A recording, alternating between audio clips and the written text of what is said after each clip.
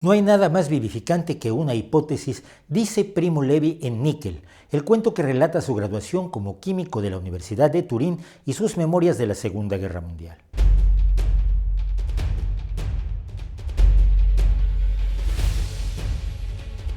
En 2006, The Royal Institution de la Gran Bretaña determinó mediante votación pública que el mejor libro de ciencia jamás escrito, al menos hasta ese momento, era... En 2006, The Royal Institution de la Gran Bretaña determinó mediante votación pública que el mejor libro de ciencia jamás escrito, al menos hasta ese momento, era La tabla periódica, del químico italiano Primo Levi.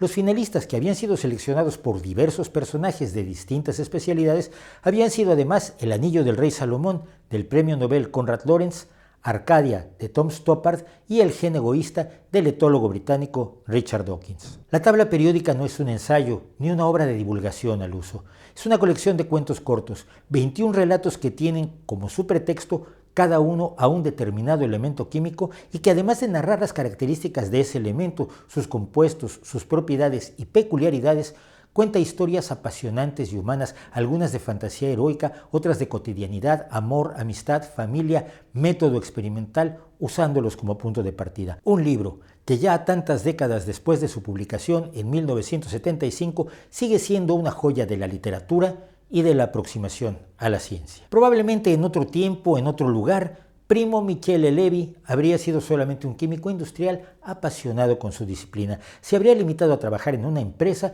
y se habría jubilado satisfecho de una labor bien realizada durante 3 o 4 décadas.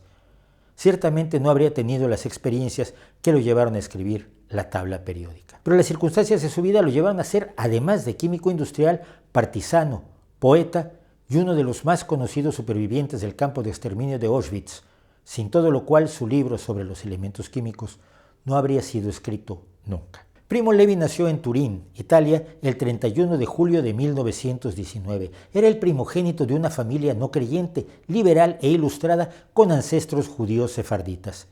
Entre su nacimiento y el de su hermana en 1925, Italia había pasado a ser gobernada por el fascismo de Benito Mussolini, que había fundado su movimiento el mismo año del nacimiento de Primo y se había erigido en dictador absoluto para cuando nació su hermana Ana María. En 1938, el gobierno fascista promulgó el decreto de la ley racial que restringía los derechos civiles de los judíos y los excluía de los puestos públicos y de la educación superior.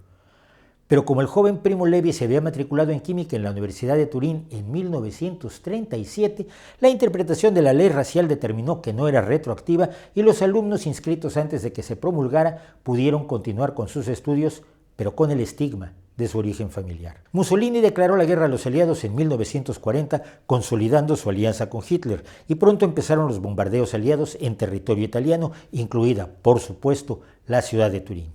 Primo Levi, entre los destrozos de la guerra, se licenció con honores en química en 1941. Pero el título le valía de poco para ganarse la vida porque en él venía inscrita la indicación de que era judío. Fue necesario que falsificara documentos para conseguir un empleo en una mina en el norte de Italia. Volvió a Turín en 1943 a la muerte de su padre para huir de inmediato con su madre y su hermana hacia el norte de Italia. En 1943, la persecución contra los judíos alcanzaba su punto más alto mientras el liderazgo italiano se desmoronaba. Los aliados habían invadido Sicilia y se preveía un desembarco en la Italia continental.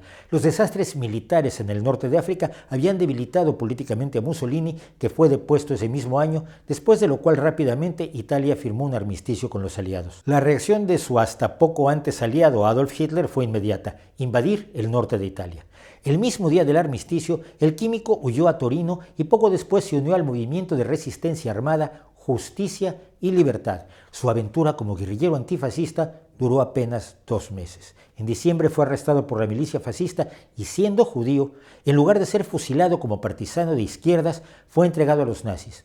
Y en febrero de 1944, deportado a Auschwitz, donde sobrevivió echando mano de sus habilidades profesionales y personales hasta que el campo fue liberado por el Ejército Rojo Soviético en enero de 1945. Después de un largo periplo europeo, Primo consiguió volver a Turín, al mismo piso en el que había nacido, en octubre de ese año. Comenzaba entonces otra odisea: conseguir empleo en un país durante una difícil reconstrucción. Mientras buscaba colocarse en alguna empresa como ingeniero químico, Levi empezó a contar historias de Auschwitz y en 1946, con apenas 27 años de edad, descubrió su segunda vocación, la literatura. Primero en la forma de poemas relacionados con su experiencia en el más famoso campo de exterminio del delirio nazi.